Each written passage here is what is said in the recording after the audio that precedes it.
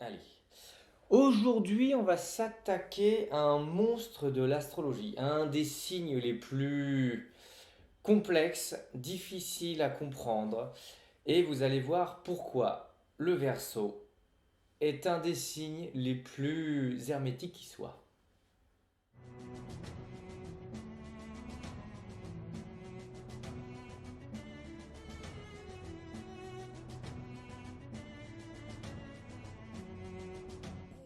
Le Verseau est un signe plein de paradoxes. Certains, voire beaucoup, pensent que c'est un signe d'eau. Beaucoup disent que c'est un signe du social, que c'est un signe de l'avenir, que c'est un signe avant-gardiste, que c'est un signe égocentrique. Bon, comme tous les signes, il a ses petites rumeurs et ses petits clichés bien à lui. Bon, notre travail, vous savez très bien, c'est de comprendre pourquoi il y a des choses qui sont vraies, pourquoi il y a des choses qui sont fausses. Le but étant de comprendre quels sont les symboles qui vont construire ce signe. Et des symboles, il y en a beaucoup. Donc je pense que ça va être une des vidéos les plus longues. Là, c'est le début de l'enregistrement, je ne sais pas où ça va mener, mais on va voir ça à la fin. Comme toujours, pour commencer, il faut regarder quelle période de l'année est celle du signe. Le soleil rentre dans le signe du Verseau le 21 janvier et il en ressort le 19 février. C'est donc un signe d'hiver. Contrairement au Sagittaire et au Capricorne, les nuits ont déjà raccourci, le jour revient. On commence à avoir un peu d'espoir, mais pour le mois de février, pendant le mois de février, le moral est pas trop là. C'est un des mois les plus longs de l'année. Mais pour celui qui travaille la terre, c'est le moment de regarder quel champ va servir à quoi. Est-ce que celui-ci va être en jachère? Est-ce que je mets du tournesol? Là, est-ce que je mets des graines de ci ou des graines de ça? C'est à ce moment-là que celui qui travaille la terre commence à penser pour toute l'année. Je le redis, c'est à ce moment-là que celui qui travaille la terre pense pour toute l'année à venir. Et pour son symbole, c'est là que le paradoxe arrive.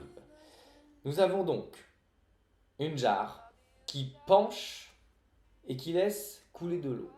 Il y a même des versions où c'est un homme qui a cette jarre sur l'épaule et qui déverse de l'eau lui-même. Alors, qu'est-ce que ça veut dire? Pourquoi de l'eau? Pourquoi une jarre? Pourquoi parfois il y a un homme? Pourquoi il n'y en a pas? Eh bien, on répondra à ça à la fin de la vidéo. L'élément, on va commencer par là. L'élément. L'élément du Verseau est l'air. C'est pour ça qu'il est paradoxal de voir une jarre avec de l'eau. L'air, le seul élément qu'on ne voit pas, l'élément qu'on inspire et qu'on expire, qui est complètement vital mais invisible à l'œil nu. Un signe qui a besoin d'apprendre. Un signe qui, comme l'élément de l'air, a besoin d'être en mouvement. Un signe plein de curiosité. Pour un élément mobile. Pour ce qui est des planètes, il a toujours eu Saturne avec lui. Donc Saturne, on l'a déjà vu avec le signe précédent, le Capricorne. Saturne, c'est Chronos. On avait vu que pendant l'hiver du Capricorne, c'est un Chronos qui veut sortir du ventre de sa mère, Gaïa, et qui émascule son père pour s'accoucher lui-même. On était donc dans un Chronos et dans un Saturne plein de responsabilités. Mais qu'est-ce qui va lui arriver à ce Chronos? C'est qu'il va effectivement devenir le dieu des dieux, mais il va être détrôné par son propre fils, Zeus, et il va être exilé. Il va être exilé et c'est pendant son exil qu'il va constater qu'il y a des cycles et que on peut en faire des saisons. Il va donc créer les saisons. Voilà. Saturne, Chronos, va regarder, analyser et dans ses recherches, il va créer les saisons. Et c'est ce Saturne-là, c'est ce Chronos-là, c'est cet aspect de ce dieu qui va nous intéresser pour le Verseau. Observer, analyser et conclure. Conclure et accepter ce petit truc de rien du tout qu'on appelle les cycles. C'est donc un Chronos qui va aider l'homme à regarder autour de lui pour se nourrir. Parce que grâce à son analyse, il va créer l'agriculture. Il suffit d'observer pour comprendre et pour se nourrir. Il y a déjà quelque chose de très Verseau, c'est tout est déjà là. Mais il y a une autre planète qui va arriver bien après et qui est Uranus. Donc on retrouve Uranus, le père très étouffant de Chronos, le dieu du ciel. L'un des premiers dieux, il y avait d'abord Gaïa la terre et le ciel Uranus. Mais les deux dieux étaient collés. Il n'y avait pas d'espace entre la terre et le ciel. Et au moment où rien n'existe, Uranus va faire quelque chose d'impossible. Il va féconder Gaïa. avec sa semence, il va créer la vie. Alors que la notion de vie n'est pas encore envisageable. C'est pas possible. C'est tellement impossible qu'on se demande même comment c'est arrivé. Et bien c'est cet aspect-là du Dieu qui va nous intéresser. L'aspect du ciel étoilé. Ramener quelque chose qui est impensable. Complètement impensable. Donc, prouver que l'impossible est possible et se contenter de ce qu'on a. On a Ouranos, le ciel étoilé, Chronos, celui qui regarde les cycles, celui qui observe. Et on a déjà, par ces petites histoires, quelque chose d'assez important. Mais c'est pas encore suffisant. C'est pas du tout suffisant. On va ramener quelqu'un d'autre. On va ramener un autre dieu qui est plus un titan et qui a prouvé que l'impossible était possible. C'est Prométhée. Prométhée a un frère Épiméthée et Zeus veut créer la vie parce que maintenant qu'il y a des dieux, il faut bien faire autre chose. Donc Zeus veut créer la vie et il demande à Épiméthée et à Prométhée de faire quelque chose. Épiméthée a un souci, c'est qu'il réfléchit pas tant que ça. Il anticipe absolument pas. Donc il va créer toutes les choses possibles. Il va créer des animaux qui ont des cornes, il va créer des animaux qui ont des ailes, d'autres ont des poils. Bon, il y en a qui peuvent se défendre, il y en a qui peuvent attaquer, il y en a qui peuvent grimper aux arbres. Et au moment où on doit faire le truc suprême, il n'y a plus rien. C'est là que Prométhée arrive. Et puisqu'il n'y a plus de pelage, puisqu'il n'y a plus de carapace, puisqu'il n'y a plus de cornes, on va essayer de faire un truc, mais c'est complètement nul. Et c'est comme ça qu'apparaît l'être humain. Mais puisqu'il lui manque des atouts physiques, il va demander à la déesse Athéna, déesse de la raison, de donner la vie à cet être humain en soufflant dessus. Et c'est comme ça qu'apparaît l'humain, donc. Un être qui n'a pas moyen de se défendre, qui ne peut pas se défendre du froid, qui ne peut pas attaquer, mais qui peut penser. Et là, on est dans un terme important pour le Verseau, j'ai bien dit, et qui peut penser. Mais il y a beaucoup d'histoires qui vont faire que, c'est que l'être humain pense et qu'il est à l'égal des dieux, et ça ne plaît pas à Zeus, donc Zeus exile l'être humain de l'Olympe, et c'est comme ça que notre histoire commence. Alors Prométhée va voler le feu. Il va aller à l'Olympe, il va voler le feu sans le consentement du dieu des dieux et va le ramener à l'homme. Donc le feu qui permet de se réchauffer, de s'éclairer, de se défendre, mais le feu aussi, la métaphore de l'intelligence. Et puisqu'il a fait ça, il va être maudit. Mais Prométhée réfléchit, il anticipe. Contrairement à son frère, il anticipe. Donc, il sait très bien que la sentence va être des plus hardcore qui soit. Il va balancer quelque chose à Zeus. Il va lui chuchoter dans l'oreille qu'il connaît le nom de la déesse qui va donner un fils à Zeus. Et pas n'importe quel fils, parce que c'est le fils qui va le détrôner. Comme Zeus a détrôné son père avant. Et la sentence commence, donc il est condamné à être attaché par les 4 membres sur un rocher. Et tous les matins, un aigle vient lui manger le foie. C'est pour ça que le foie, selon les Grecs, est le seul organe qui peut repousser, contrairement aux autres. Et puisqu'il a anticipé, donc il va douiller pendant des milliers d'années, mais l'idée reste dans le crâne de Zeus. Voilà, Zeus aime beaucoup les femmes, il en féconde beaucoup, et il y a le risque en plus qu'il en féconde une qui puisse lui donner le fils qui va le détrôner. Donc l'idée lui trotte dans la tête, et c'est lui-même qui va faire délivrer Prométhée. Prométhée qui a tout anticipé. Mais contredire l'ordre a un prix. Il faut y être préparé. Voilà pour tous les mythes qui vont nous aider à comprendre et à cerner cette énergie qui est celle du Verseau. Une énergie qui analyse, une énergie qui observe, qui analyse, une énergie qui peut se contenter du nécessaire, mais qui a besoin de créer quelque chose et de voir plus loin que les autres. Ce qui est paradoxal avec l'idée de se satisfaire de ce qu'on a déjà. Mais c'est là toute la controverse de ce signe. La partie du corps. Sur l'homme zodiacal, la partie du corps qui est attitrée, qui est assignée au Verseau, ce sont les tibias. Ça paie pas de mine sur le coup, mais tibia en grec, ça veut dire flûte. Et la flûte est un instrument qui a été créé par Athéna. Donc on revient sur l'histoire de Prométhée, c'est le souffle d'Athéna qui, une fois encore, est assimilé et donné au signe des Verseaux. Athéna, déesse de la raison, déesse de la guerre par la pensée et la stratégie. Donc même sur la partie du corps, penser, réfléchir, et on est encore une fois sur la notion de l'air, parce que la flûte est un instrument à air, on revient sur l'élément de l'air, sur l'élément de l'invisible, sur la notion de penser plus vite que les autres. Alors, qui est le maître ésotérique ? On l'a déjà vu avec les autres signes. Chaque signe a une ou deux planètes qui vont l'accompagner, qui vont les accompagner. Et il y a une planète, une énergie planétaire que le signe doit atteindre, que chaque signe doit atteindre. Pour le Verseau, accompagné par Saturne et Uranus, il doit trouver le maître ésotérique qui est Jupiter. Jupiter, on l'avait déjà vu avec le signe des Sagittaires, le Sagittaire qui rêve d'un monde sans frontières. Le Sagittaire rêve de métissage. Et le Verseau dans tout ça. Un monde sans frontières, c'est pas encore suffisant. Il rêve d'un monde bourré d'adelphité. Un monde sans frontières avec de l'adelphité. Un monde plein d'égalité. On l'a déjà vu, Prométhée n'a pas supporté que Zeus rabaisse l'homme à l'état de machin qui sert juste à prier. Il voulait plus que ça. On arrive dans un monde où il n'y a plus de hiérarchie.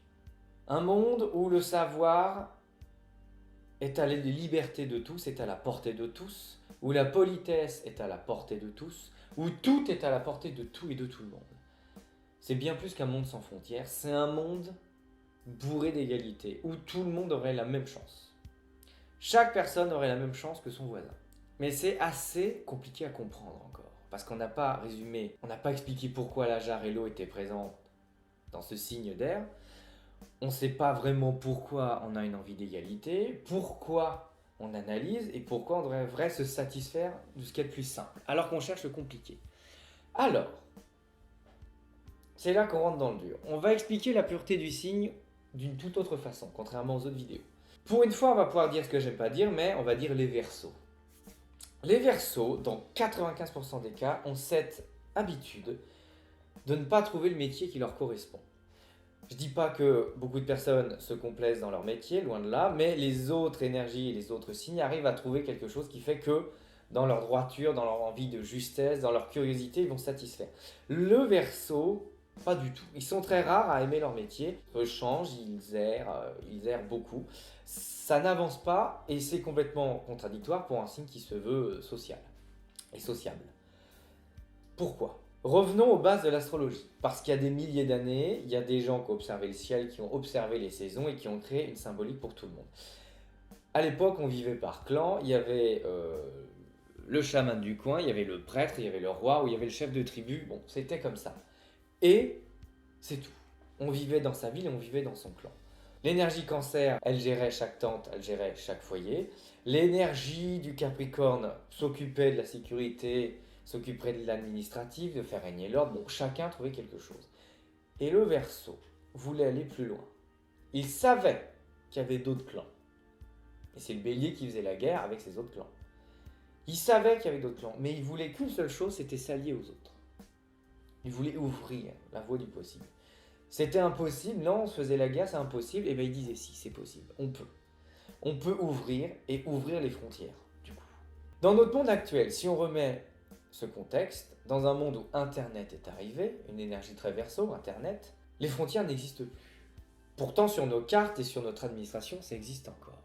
Et c'est exactement là que le Verseau ne trouve pas sa place. Il faut penser à l'impossible. Je vais vous donner un exemple. L'auteur Jules Verne. Je vous mets son thème sous le nez. Voilà, Soleil en Verseau, Mercure en Verseau, avec la Maison du Ciel en Verseau. Et c'est un auteur assez avant-gardiste. Pourquoi ? Parce qu'il nous parle de machines qui permettent d'aller sur la Lune. Parce qu'il nous parle de personnes qui peuvent voler, qui nous parle de personnes qui ont des objets capables d'aller sous l'eau, que sous l'eau il y a des calamars qui font 40 mètres de long. Il nous parle d'un monde complètement fantaisiste, mais qui plaît dans l'imagination de l'époque. On est au 19e siècle et ça plaît beaucoup. Regardons son œuvre aujourd'hui. On est allé sur la Lune, on a des sous-marins. Effectivement, il y a des poulpes géants qui se trimballent dans les abysses. Et toute l'œuvre de Jules Verne s'est avérée dans le 3/4 des cas. C'est avéré que c'était pas de la science-fiction plus que ça. Et c'est par cet imaginaire, et c'est parce qu'il a regardé ce qu'on était capable de faire à l'époque, qu'il a anticipé quelque chose, et que sa vision avant-gardiste est rentrée dans l'inconscient collectif, et finalement, là où tout le monde disait c'est génial ce qu'il a créé, je ne dis pas qu'il a raison. Il y a cru. Il a cru à ses idées complètement folles, et là on disait que c'était impossible. Il a réussi à faire croire que c'était qu'une histoire, et finalement, Jules Verne a le dernier mot aujourd'hui. Pourquoi le Verseau a tant de mal à trouver sa place ? Parce qu'il porte en lui l'énergie de Prométhée, qui veut croire en l'impossible, qui vient dire que les règles ne sont pas les bonnes et qu'on pourrait faire mieux. Parce qu'il porte en lui cette notion d'impossible d'Uranos. On peut créer quelque chose de nouveau, là on ne s'y attend pas.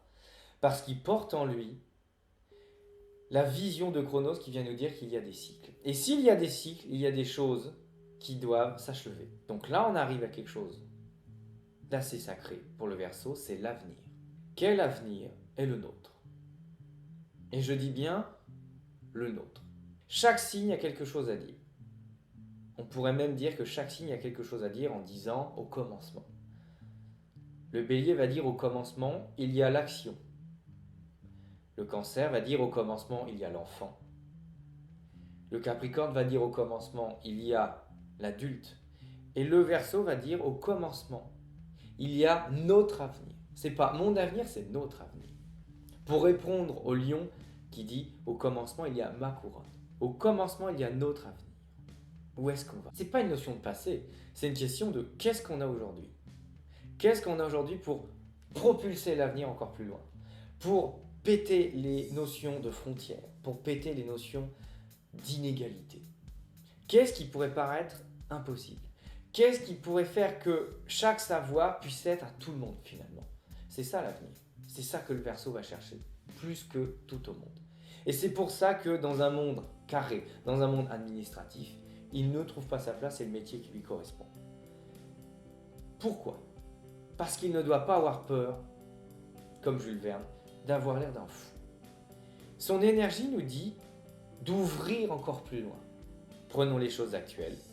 Vous êtes Verseau, vous ne savez pas quelle est votre place. Regardons le monde où on est. On rêve d'un monde sans frontières? Bien. Internet brise tout ça. Mais les frontières existent encore. Chaque pays existe encore. Ça n'existera plus dans des centaines et dans des centaines d'années, tout ça, ça n'existera plus. Donc comment on peut, nous déjà actuellement, briser ces notions de pays?